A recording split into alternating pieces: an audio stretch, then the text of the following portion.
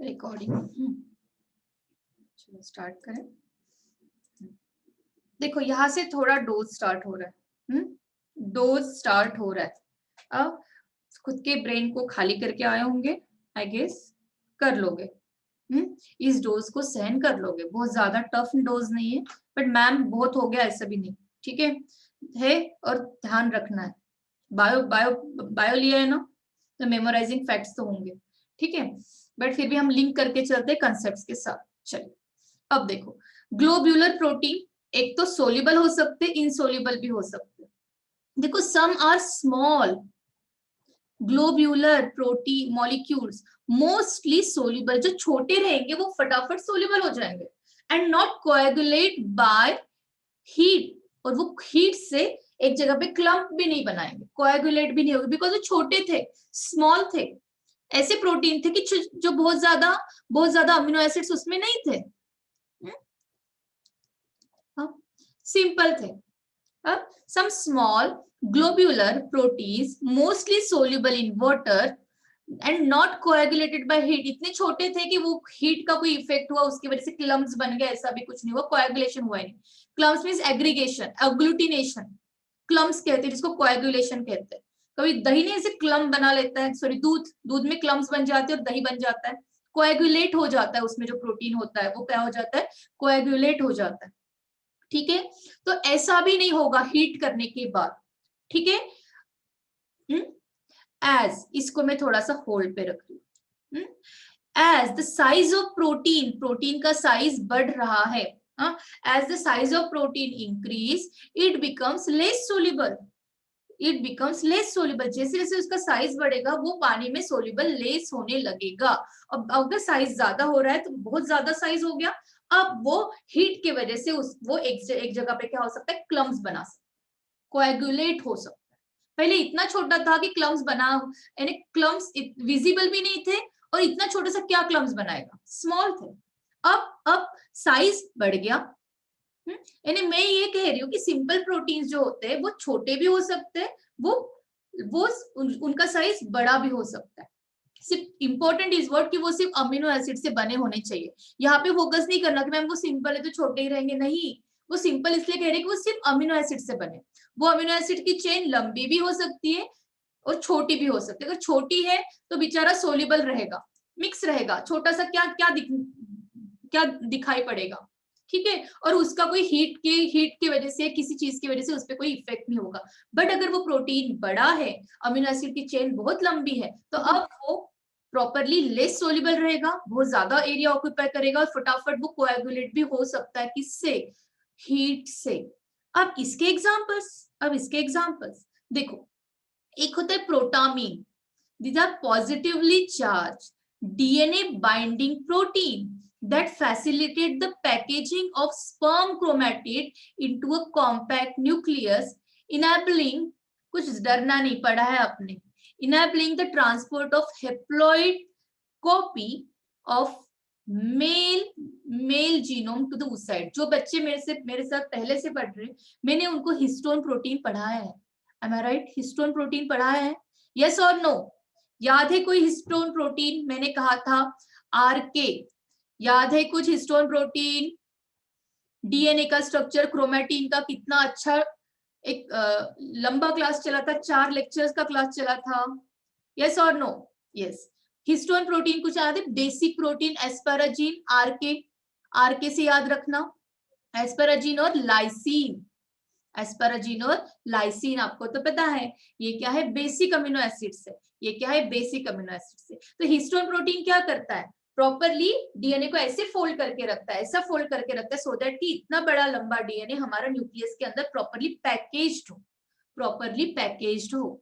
But histone से भी एक और बढ़कर है, हिस्टोन से भी और एक बढ़कर है कि जो पैकेजिंग को और ज्यादा इफेक्टिव बना सकता है। चलो याद है सबको, ठीक है, जो पैकेजिंग को और ज्यादा, हिस्टोन से भी एक कदम आगे, हिस्टोन का ही version but advance version, histone का ही वर्जन बट एडवांसमेंट, किसमें, स्पर्म्स में। आपको पता है ना स्पर्म्स का साइज क्या होता है, इज वेरी वेरी लेस, और स्पर्म्स कितने लाइट वेट के होते हैं, बहुत ज्यादा। स्पर्म्स में सबसे important is what, genetic material जो उसको oocyte तक यानी ओवा तक पहुंचाना है। हाँ, बाकी काम नहीं करने उसको, सिर्फ एक जेनेटिक मटेरियल ओवा को देना है, इतना ही काम है। और जेनेटिक मटेरियल जो है वो उसको खुद को छोटा भी रखना है, बिकॉज मिलियंस ऑफ स्पर्म्स बनते, सबसे स्मॉलेस्ट सेल है हमारे बॉडी का, हमारे बॉडी का। नहीं तो बोलोगे मैम वो दूसरा है ना मैम, हमारे बॉडी का, एनिमल्स की ह्यूमंस की बात कर रहे हैं, ठीक है। तो उसके अंदर का जो न्यूक्लियस रहेगा, ऑब्वियसली वो न्यूक्लियस के अंदर जो डीएनए रहेगा वो बहुत ज्यादा कॉम्पैक्ट फॉर्म में होना चाहिए। हिस्टोन तो कॉम्पैक्ट बनाता है, बट अगर हिस्टोन का एडवांस वर्जन आ गया जिसको हम प्रोटामीन कहते हैं, तो वो उसको और अच्छे से पैकेज कर सकता है। हिस्टोन का ही भाई है, थोड़ा सा फॉरेनर है। हिस्टोन का भाई जो कि बाहर से पढ़ के आया है, थोड़ा और ज्यादा एडवांसमेंट लेके आया है, ठीक है। वो भी पॉजिटिवली चार्ज है, थोड़ा सा उसमें कैपेबिलिटी हिस्टोन से एक कदम आगे है। और वो स्पेसिफिकली कहाँ पे मिलते हैं हमें, स्पर्म्स के लिए प्रोटामीन टाइप ऑफ चीजें आती है, जो कि हिस्टोन ही होते हैं एक बेसिकली, बट थोड़ा एडवांस होते हैं, उसको हम हिस्टोन ना कहते हुए प्रोटामीन कहते हैं। तो ये जो होते हैं ना, ये बहुत छोटे होते हैं, ये बहुत छोटे होते हैं। ऐसा हो गया क्या, कभी डीएनए कभी डीनेचर हो जाएगा, यानी आपकी बॉडी में जो डीएनए होता है वो थोड़ा प्रॉपर स्टेबल होना चाहिए। हीट से तो होता है डीनेचुरेशन, पर फिर भी 37 डिग्री पे आपकी बॉडी में कोई टेम्परेचर और पर्टिकुलर पीएच पे वो क्या होना चाहिए, सस्टेन होना चाहिए, कोएगुलेट नहीं होना चाहिए कोई भी डीएनए। तो उसके साइड में जो भी प्रोटीन रहेगा वो सिंपल फॉर्म ऑफ प्रोटीन रहेगा, जो कि अमीनो एसिड से बना हो। बट वो अमीनो एसिड्स कैसे हो, अमीनो एसिड की चेन होगी, ऑब्वियसली एक अमीनो एसिड से तो नहीं होगा, एक चेन ही होगी, बट वो चेन बहुत ज्यादा लॉन्ग नहीं होगी, ठीक है, स्मॉल होगी। और जिसके वजह से वो सोल्यूबल भी होगा वाटर में, और वो कोई हीट वगैरह से कोई कोएगुलेट नहीं होगा। अगर कोएगुलेट हो जाएगा तो हमारा डीएनए का स्ट्रक्चर मेंटेन रहेगा, अच्छा नहीं ना। तो समझा आपको कौन से सिंपल प्रोटीन होते हैं ग्लोब्यूलर, जो कि वाटर में सोल्यूबल हो सकते हैं, जिसका हीट का कोई इफेक्ट नहीं होगा। कोई प्रोटीन तो लंबे होते हैं यार, जिसका मॉलिक्यूलर, जिसका साइज क्या होता है, इंक्रीज होता है, लार्ज होता है, और ये लेस सोल्यूबल होते हैं वाटर में, और वो हीट की वजह से कोएगुलेट भी हो जाए, जैसे कि हमारा अंडा, एग अल्ब्यूमिन। अंडे को देखो जरा, बॉईल करो, अंडे को बॉईल करो, वाटर में तो वाटर में तो सोल्यूबल है ही नहीं, ठीक है। उसके साथ साथ हीट क्या कर देगी, वो एग अल्ब्यूमिन को, पहले लिक्विड पोर्शन में था, वो क्या हो जाएगा, कोएगुलेट हो जाएगा। और उसी को तो हम, बॉइल्ड अंडे को जो खाते हो आप, येलो कलर का एक प्रोटीन के एक व्हाइट कलर की शेल होती है, यू नो ना, व्हाइट कलर की शेल जो होती है वो प्रोटीन की होती है, बीच में जो योक होता है वो क्या होता है, वो आपका फैट्स होता है, वो क्या होता है, आपका फैट्स होता है। पहले बताना जरा, जब कभी आप उस एक मिनट बच्चों, क्या हो गया, हाँ, जब कभी आप रॉ अंडा होता है जिसको हमने बॉईल नहीं किया है, ठीक है, उसमें ऐसे व्हाइट कलर की तोड़ने के बाद, अगर ऑमलेट बना रहे तो व्हाइट कलर की शेल निकलती है क्या, नहीं ना। अगर उसको बॉईल करते हो तो निकलती है ना, व्हाइट कलर की शेल, तब तक तो नहीं निकलती ना। अब यस और नो, व्हाइट कलर की जो शेल होती है, शेल मीन्स ऊपर का शेल नहीं कह रही मैं, अंदर देखो, उसको निकालने के बाद, उसका कवर निकालने के बाद, हार्ड कवर व्हाइट, वो क्या हो गया, वो प्रोटीन क्या हो गया, पहले जो ऐसे ट्रांसपेरेंट जो लिक्विड था वो बाद में व्हाइट कलर में अपीयर हो गया।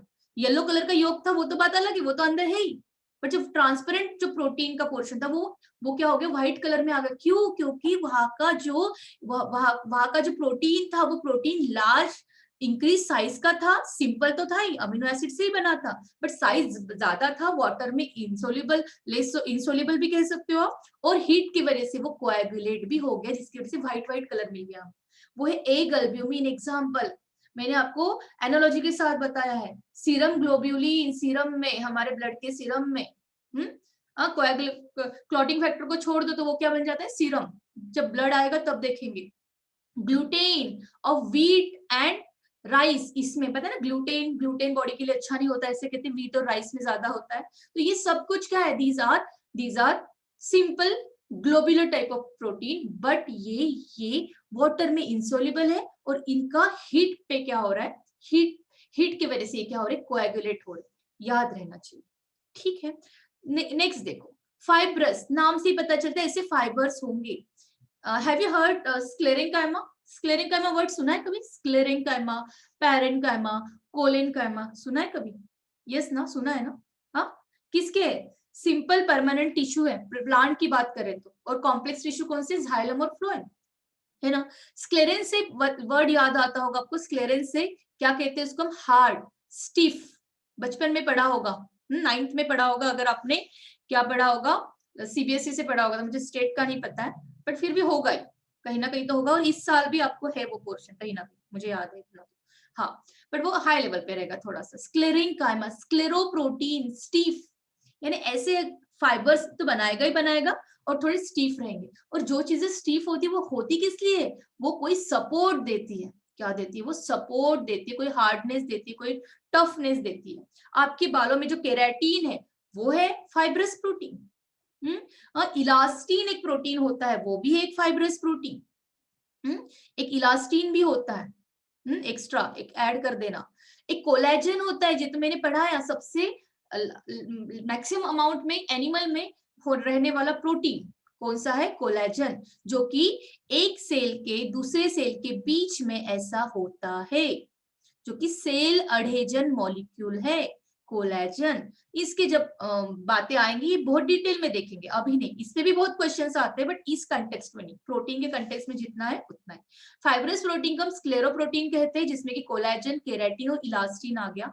ये तो लॉन्ग होते ही होते हैं, और ये वाटर में इंसोल्यूबल ही होंगे, इसमें तो कोई दो रहा ही नहीं है कि ये कभी सोल्यूबल होंगे या करके, ये छोटे होंगे ये भी नहीं, ये बड़े ही होंगे, लॉन्ग ही होंगे, और इंसोल्यूबल ही होंगे, ठीक है। चले आगे, ये था आपका सिंपल प्रोटीन, खत्म। Ma'am silk of spider webs is a protein, yes, हाँ उसमें भी होता है फाइब्रोइन करके कुछ, हाँ, is a protein, yes Tilak, yes, fibroin कहते हैं, हाँ तिलक, उसमें भी प्रोटीन होता है तिलक, यस, हाँ, वेरी गुड। चलिए, ऐसे क्वेश्चन भी आया तिलक, जब कभी एनिमल हस्बेंड्री या ऐसे कुछ होगे तो उसमें ऐसे टॉपिक डील होंगे। देखो, हर कोई टॉपिक में हर कोई चीज लिंक होती है, पढ़ना कहाँ है वो मैटर करेगा, ठीक है। यहाँ पे मैंने वो कंटेक्स्ट नहीं लाया, ठीक, अब क्योंकि लाने के लिए बहुत है, ठीक।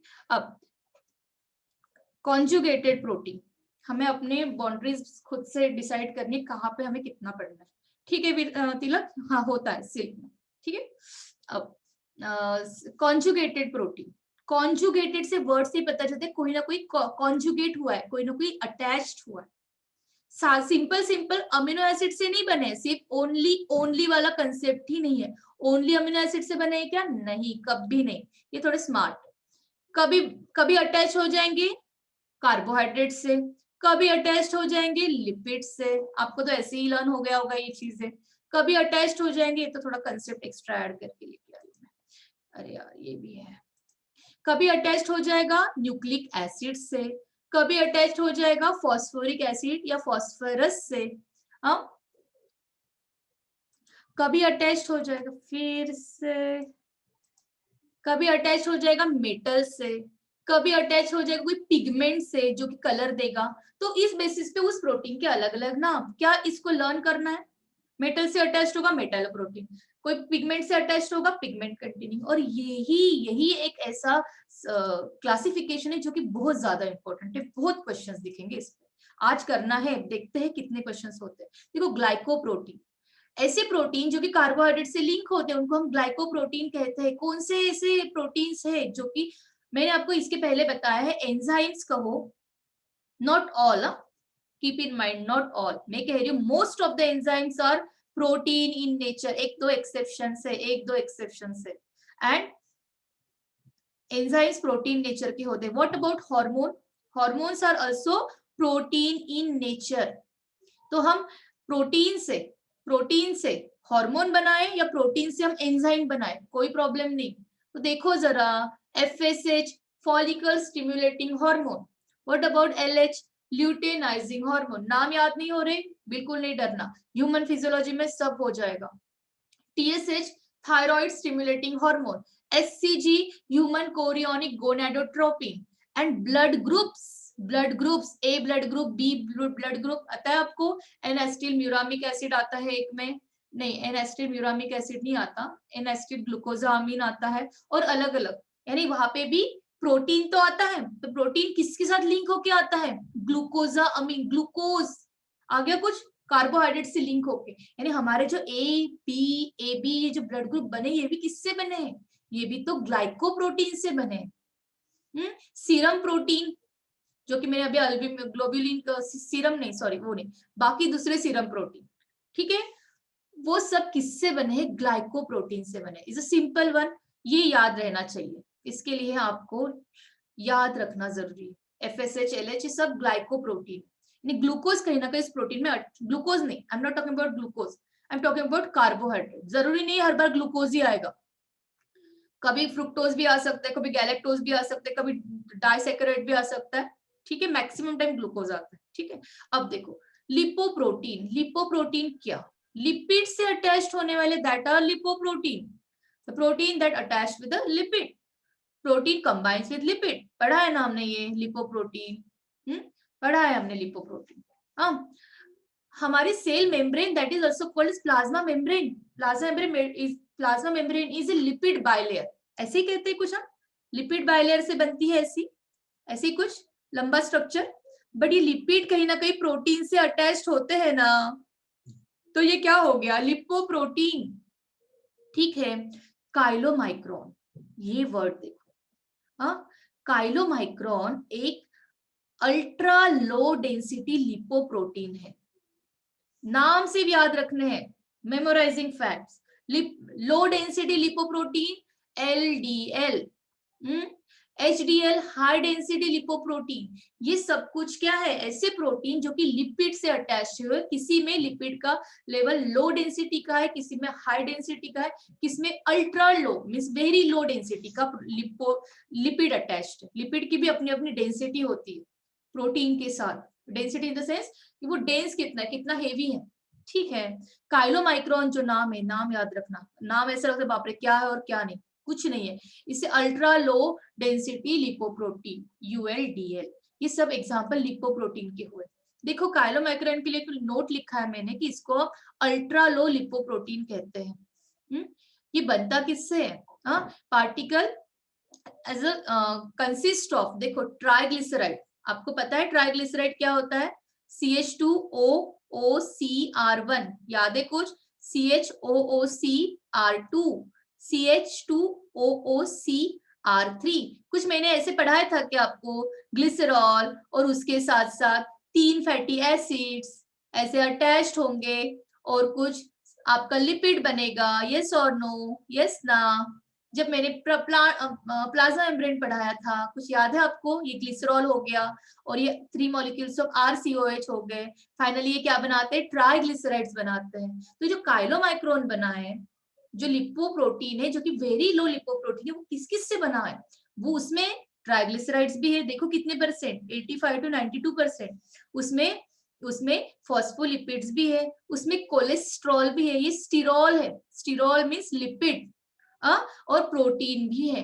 प्रोटीन देखो कितना कम है, प्रोटीन देखो कितना कम है, बाकी तो सबसे ज्यादा क्या है? लिपिड है, लिपिड है, ये सब phospholipid, phosphate attach. Cholesterol is a type of स्टीरॉल that is a lipid, triglyceride is a type of lipid, protein, these are lipoprotein, clear? They transport dietary lipid from intestine to the other location of body, means अगर lipid को एक जगह से दूसरी जगह पे travel करना है तो वो प्रोटीन का एक सहारा लेता है, प्रोटीन पे बाइंड होता है और फिर जाके वो एक जगह से दूसरी जगह पे लोकेट करते हैं, कहीं एक उसका भी सपोर्ट का एक फंक्शन होता है, दैट इज अ रोल, ठीक है।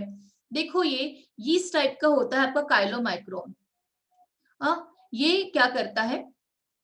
इस टाइप का होता है आपका काइलोमाइक्रोन, एक कंप्लीट एक इस टाइप का स्ट्रक्चर दिखेगा आपको, ठीक। मुझे लगता है ये आपके लिए थोड़ा सा, यार ये नीचे ऊपर क्यों नहीं जा रहा है, एक मिनट। हाँ देखो, ये ब्लड में इंटेस्टाइन से होके आया लिपिड, ब्लड में आया, और लिपिड है तो वो लिपिड इस टाइप से है, देखो इस टाइप से है, लिपिड की लेयर भी है और अंदर भी आपका लिपिड भरा हुआ है, और कहीं ना कहीं वो प्रोटीन का सहारा ले रहा है, और फाइनली यहाँ से ये कहाँ पे आएगा? एक इंटेस्टाइन से दूसरी जगह पे, क्या कहा? एक इंटेस्टाइन से, इंटेस्टाइन में तो खाना जो है वो लास्ट स्मॉल इंटेस्टाइन में जाता है, फाइनली वहां पे मैक्सिमम एब्जॉर्प्शन होता है, वहां से वो ब्लड में जाएगा और ब्लड से पूरी बॉडी में जाएगा जहां जहां पे लिपिड की जरूरत है। तो वो जो लिपिड होता है वो प्रोटीन से लिंक होकर लिपोप्रोटीन बनाता है। वो एक जगह से, समझ लो इंटेस्टाइन से होके आ रहा है, ये इंटेस्टाइन से होके आ रहा है और वहां से उसने ले लिया लिपिड को प्रोटीन से लिंक होके, और ये फाइनली इंटेस्टाइन से जो मिला है उसको लिपिड, वो लिपिड दूसरे सेल्स क्या करेंगे, एब्सॉर्ब करेंगे। लिपिड का रोल हर किसी चीज में हो सकता है, नई नई प्लाज्मा मेम्ब्रेन बनाने भी हो सकता है, अंदर भी बहुत सारी लिपिड्स के रोल होते हैं, इसलिए तो कहीं ना कहीं लिपोप्रोटीन का रोल जो है वो एक जगह से दूसरी जगह पे लिपिड पहुंचाने का है। तो काइलोमाइक्रोन का मैंने उसमें फंक्शन बताया। काइलोमाइक्रोन एक टाइप होता है जो कि मैक्सिममली ट्रांसपोर्टेशन में हम इन्वॉल्व करते हैं। क्यों? क्योंकि उसकी डेंसिटी बहुत लो होती है, तो ब्लड में इजीली ट्रेवल हो सकता है। ठीक है, इतना काफी है, हमने ज्यादा ही पढ़ लिया। न्यूक्लियोप्रोटीन, देखो न्यूक्लियोप्रोटीन कैसे, ऐसे प्रोटीन जो न्यूक्लिक एसिड से अटैच्ड है। हमें तो पता है हमारा ये डीएनए, और हमारे डीएनए में ये न्यूक्लिक एसिड से अटैच्ड होने वाले हमारे है हिस्टामिन, और अदरवाइज स्पर्म का, अगर स्पर्म के अंदर की बात करें तो प्रोटामिन। हिस्टामिन का एग्जांपल लिख दिया, प्रोटामिन भी लिख देना यहाँ पे। आप कहोगे मैम ये तो सिंपल में देखा था हमने, और सिंपल में भी जो कि सोल्यूबल होते हैं वो, हाँ तो जरूरी है क्या एक ही जगह पे आएगा? सिंपल के सिंपल प्रोटीन तो है ही है, सिंपल ग्लोबुलर प्रोटीन तो है ही, हिस्टोन। उसके साथ साथ वो न्यूक्लिक एसिड से अटैच्ड है ना, this is your DNA structure ना, न्यूक्लिक एसिड ना, तो इसको हम न्यूक्लियोप्रोटीन भी कह सकते हैं। सिंपल। हिस्टोन बेसिक प्रोटीन होते हैं जो कि बेसिक अमीनो एसिड से रिच होते हैं, आपको पता है। इसका भी मैंने निमोनिक्स दिया है, आरके, आरके, राकेश कुमार, कौन कुछ भी कर दो, आरके, आरके, आरके, आरके हमारे इंस्टीट्यूशन के डायरेक्टर का भी नाम है, तो मुझे तो ऐसे ही याद रह जाता है, आरके शर्मा, आरके।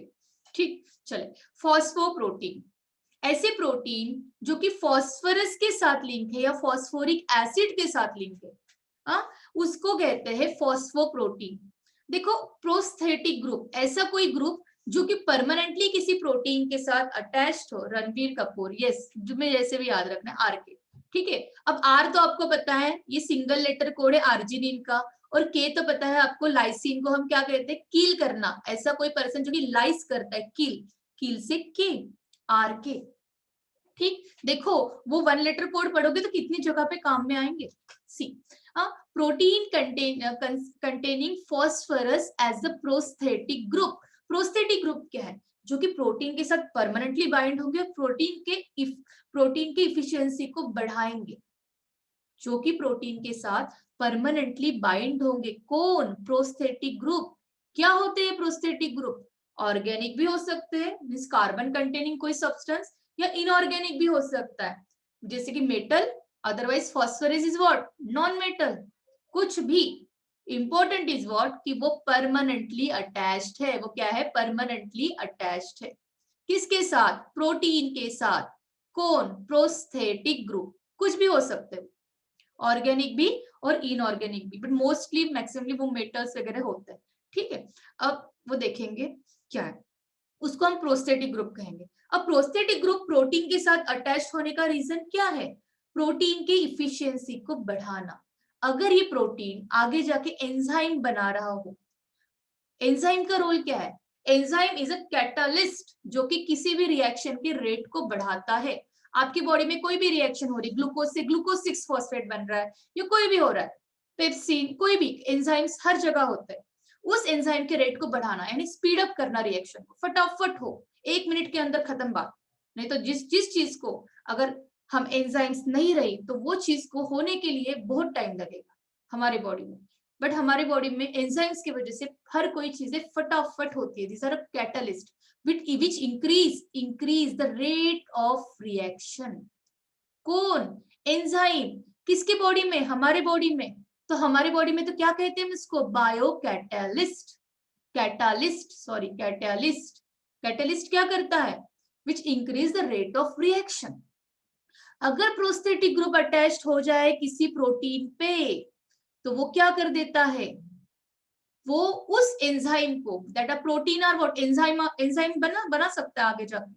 अगर वो प्रोटीन आगे जाके एंजाइम बनेगा तो वो एंजाइम का रेट क्या करेगा? इंक्रीज करेगा, एंजाइम की एक्टिविटी को और ज्यादा बढ़ाएगा।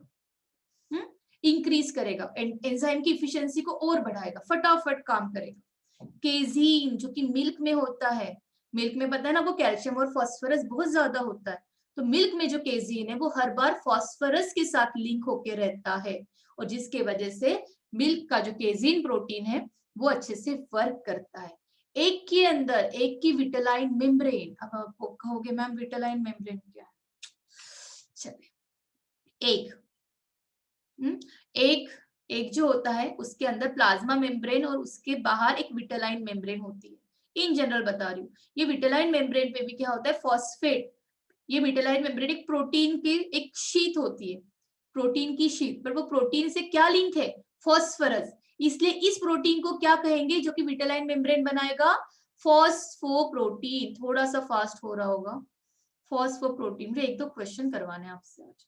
फॉस्फोप्रोटीन कौन, विटेलाइन मेम्ब्रेन, किसकी, एग की विटेलाइन मेम्ब्रेन। अब यहाँ पे सिर्फ एक विटेलाइन ही याद रखो, इतना याद रखो कि एक की एक लेयर को एक की जो अंदर की कोई एक लेयर होती है, बहुत अंदर नहीं, बीच में, बहुत ज्यादा अंदर भी नहीं और बहुत ज्यादा बाहर भी नहीं, ये बीच में जो लेयर होती है उसको हम विटेलाइन मेम्ब्रेन कहते हैं। और ये विटेलाइन मेम्ब्रेन कोई प्रोटीन से बनी है और वो प्रोटीन किसी फॉस्फेट के साथ अटैच्ड रहता है, इसलिए उस प्रोटीन को हम किस कैटेगरी में रखते हैं, फॉस्फोप्रोटीन की कैटेगरी में। किस कैटेगरी में, फॉस्फोप्रोटीन की कैटेगरी में। हमारे मिल्क में जो केजीन प्रोटीन है वो भी एक टाइप का फॉस्फोप्रोटीन है। क्लियर, चलिए what is prosthetic group, concept रखा है आपके लिए, एक कोई स्मॉल, देखो जितना समझेगा उतना, ये कंसेप्ट फिर से एंजाइम में आएगा, small mostly inorganic, mostly it doesn't mean कि वो ऑर्गेनिक नहीं हो सकते, देखो इट मे बी ऑर्गेनिक, ठीक है, inorganic and organic, but mostly inorganic, tightly bound, see इस पे क्वेश्चंस बनते हैं, लूजली बाउंड करके कह देंगे।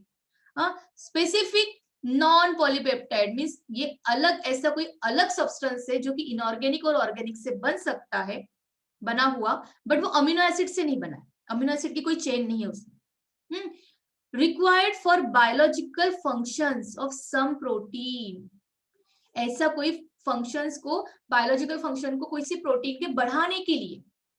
प्रोस्थेटिक ग्रुप ऑर्गेनिक भी हो सकते हैं, जैसे कि विटामिन, किसी प्रोटीन है, प्रोटीन पे कोई विटामिन आके बाइंड हो गया, उसकी इफिशियंसी को बढ़ा दिया। कोई शुगर हो सकता है, वो भी हो सकता है, प्रोटीन के साथ कोई शुगर अटैच्ड होगी, सब ऑर्गेनिक है। लिपिड भी हो सकता है, बट मोस्टली वो इनऑर्गेनिक होते हैं, जिसमें कि वो मेटल आयंस ज्यादातर होते हैं। बट जो फास्फोरस का एग्जांपल देखा वो नॉन मेटल था, मेटल भी हो सकते हैं, नॉन मेटल भी हो सकते हैं, मेटल ज्यादा दिखते हैं, इनऑर्गेनिक ज्यादा होते हैं, बट होते तो ऑर्गेनिक भी है वो, बट मे बी मींस कम amount, but are not composed of amino acid, means organic हो सकते हैं, इनऑर्गेनिक हो सकते हैं, हर कोई सी टाइप के हो सकते हैं, सिर्फ अमीनो एसिड नहीं होंगे। वो अमीनो एसिड कंटेनिंग प्रोटीन से अटैच जरूर हो सकते हैं, पर वो खुद कभी अमीनो एसिड से नहीं बने रहेंगे, याद रखना, इंपॉर्टेंट वन, सभी point important. They often play a important role in enzyme catalysis, कोई भी एंजाइम की कैटालिटिक पावर को और ज्यादा बढ़ाना। समझ लो कोई एंजाइम 10 टाइम्स वर्क कर रहा हो, 10 टाइम्स उसकी इफिशियंसी है, बहुत अच्छी इफिशियंसी है, बट जैसे ही प्रोस्थेटिक ग्रुप अटैच्ड हो गया, उस एंजाइम की काम करने की एबिलिटी 100 गुना हो गई। इसको कहते हैं इंक्रीज करना रेट को। हमारा रनिंग टाइम स्टार्ट हो गया, समझा आपको प्रोस्थेटिक ग्रुप। अब यहाँ पे और एक, ये प्रोस्थेटिक ग्रुप सबसे इंपॉर्टेंट इज टाइटली बाउंड होते हैं, ये वर्ड को ना आप माइंड में फिक्स कर लो, ये क्या होते हैं, टाइटली बाउंड होते हैं, प्रोस्थेटिक ग्रुप ये टाइटली बाउंड होते हैं, एक बार अटैच्ड हो गए तो पीछा नहीं छोड़ेंगे, अटैच्ड ही रहेंगे। एक ऐसा ही प्रोस्थेटिक ग्रुप जैसा ही कंसेप्ट आता है, जो कि एक कोई एंजाइम हो, एंजाइम्स आर व्हाट, प्रोटीन से ही बने, ठीक है, तो प्रोस्थेटिक ग्रुप भी अटैच्ड हो सकता है, और एक कोएंजाइम करके एक सब्सटेंस होता है वो भी अटैच्ड हो सकता है। डिफरेंस क्या है फिर, मैम प्रोस्थेटिक ग्रुप भी अटैच्ड हो रहा है एंजाइम को, मैम कोएंजाइम भी अटैच्ड हो रहा है एंजाइम को। डिफरेंस इज दैट कि प्रोस्थेटिक ग्रुप टाइटली बाउंड होते हैं और कोएंजाइम ये लूजली बाउंड होते हैं। Coenzyme organic non protein compound होते हैं, आपका प्रोस्थेटिक ग्रुप इनऑर्गेनिक ऑर्गेनिक दोनों हो सकता है, मोस्टली इनऑर्गेनिक हो सकता है, ये भी प्रोस्थेटिक ग्रुप नॉन प्रोटीन है, ये कोएंजाइम भी नॉन प्रोटीन है, प्रोस्थेटिक ग्रुप भी एंजाइम से बाइंड हो सकता है, कोएंजाइम भी एंजाइम से बाइंड हो सकता है।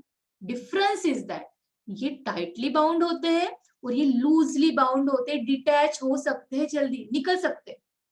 एक बार प्रोस्थेटिक ग्रुप बाइंड हो गया तो एंजाइम की तो बल्ले बल्ले होगी, बट यहाँ पे बेचारा एंजाइम हर बार टेंशन में रहेगा, कभी भी कोएंजाइम उससे उससे डिटैच हो सकता है। तो ये भी एंजाइम से बाइंड होगा तो एंजाइम की कैटालिटिक पावर को बढ़ाएगा, बट ये लूजली बाउंड होता है तो इस कोएंजाइम को हम कोफैक्टर कहते हैं, इसको हम प्रोस्थेटिक ग्रुप नहीं कहते।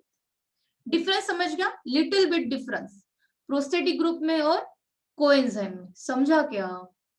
ये एक्टिव साइट वगैरह क्या है अब नहीं समझना। एंजाइम की पर्टिकुलर पोजीशन पे कोई सब्सटेंस जो कि अमीनो एसिड से नहीं बना है, अगर वो अटैच हो जाए तो एंजाइम की पावर को बढ़ाता है। कोई कोई एंजाइम की पावर को हर बार के लिए बढ़ाते रहता है बिकॉज वो बहुत टाइटली बाउंड होता है, और कोई कोई एंजाइम की पावर को थोड़े टाइम के लिए बढ़ाता है बिकॉज वो लूजली बाउंड होते हैं। जो टाइटली होते हैं वो प्रोस्थेटिक ग्रुप होते हैं, और जो लूजली होते हैं वो क्या होते हैं? कोएंजाइम्स होते हैं। क्लियर? क्लियर?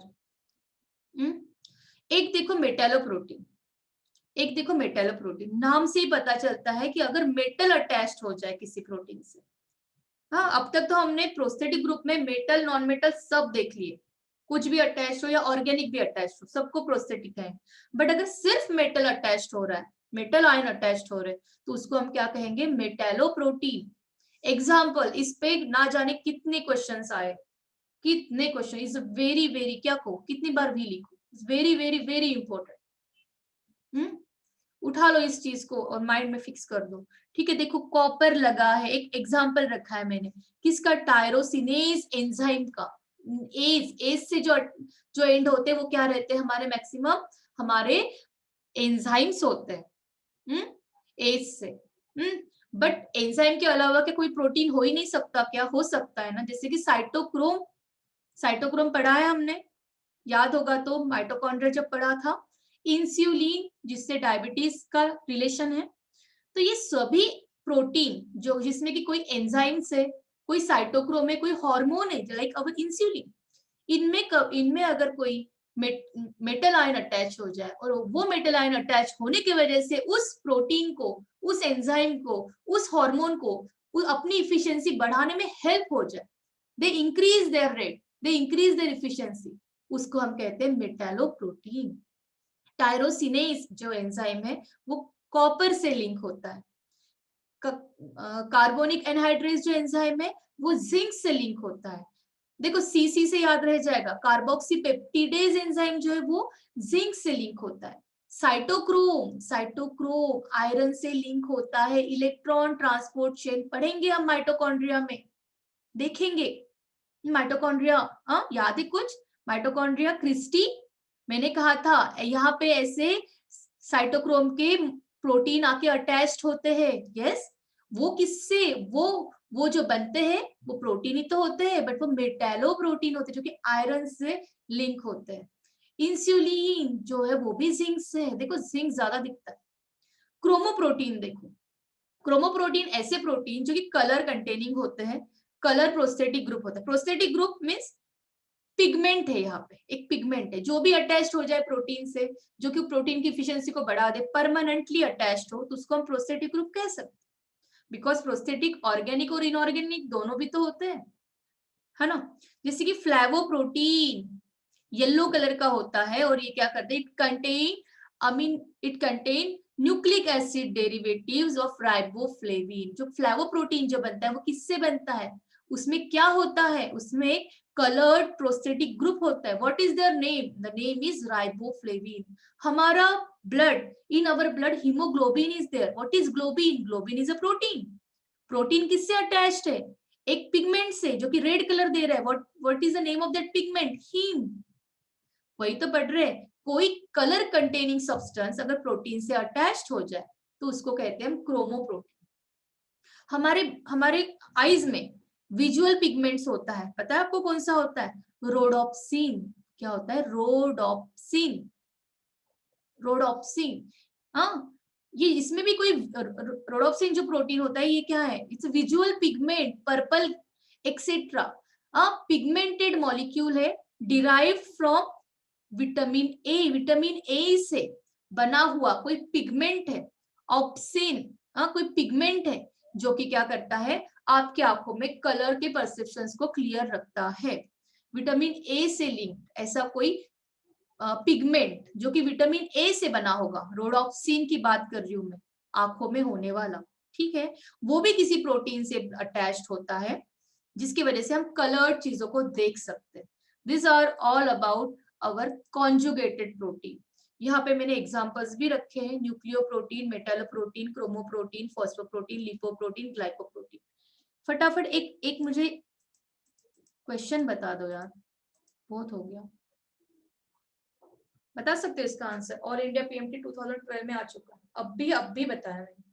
3 मिनट है, 2 ही मिनट है। एनीवन, थोड़ा फास्ट, कल फिर से देख लेंगे हम। डिराइव्ड को थोड़ा सा कॉन्जुगेटेड की एक लिस्ट मैंने लेके आई थी, उसको नहीं पता। अब भी मैंने कार्बोक्सीपेप्टिडेज का नाम लिया, अब भी। Which kind of protein is this? कौन से टाइप का प्रोटीन है? भूमिका सेज जिंक। यस, भूमिका says zinc. Yes, answer is what? Zinc. Zinc से ही तो for its activity carboxypeptide is required. Number 3 that is zinc. अभी तो पढ़ा हमने। See, हाँ देखो इतना गंदी हो गई वो स्लाइड। देखो जरा, कार्बोक्सीपेप्टिडेज, जिंक। पता चला कैसे क्वेश्चंस आते हैं? छोटे छोटे चीजों को पकड़ पकड़ के क्वेश्चन पूछते हैं, ठीक है। और ये किस टाइप का प्रोटीन है? मेटालोप्रोटीन है क्या ये? यस और no? This is what? Metalloprotein, right? ऐसा भी कोई क्वेश्चन पूछ सकते हैं। Carboxypeptidase is comes under the category of which protein? Metalloprotein, ठीक है। बताना जरा इसका answer. In which one of the following enzyme is the copper necessarily associated as an activator? अगर वो प्रोटीन एंजाइम को बाइंड होता है उसकी एक्टिविटी को बढ़ा देगा। कौन है ऐसा? कौन सा एंजाइम है जिसको कॉपर की जरूरत है? सीबीएसई 2004 में आ चुका है। Q A, tyrosinase, C tyrosinase, yes tyrosinase is the one. अभी तो देखा। हाँ देखो, टायरोसिनेज, देखो फटाफट क्वेश्चंस, राइट? टायरोसिनेज, हाँ तिलक, टायरोसिनेज। चलो, लेस देन 1 है, ये तो इजी था। ये बताना जरा फटाफट, हो पाएगा क्या? Less than 1। स्क्लेरोप्रोटीन आर, स्क्लेरोप्रोटीन का दूसरा नाम फाइब्रस प्रोटीन। बताना जरा क्या होगा आंसर? यस,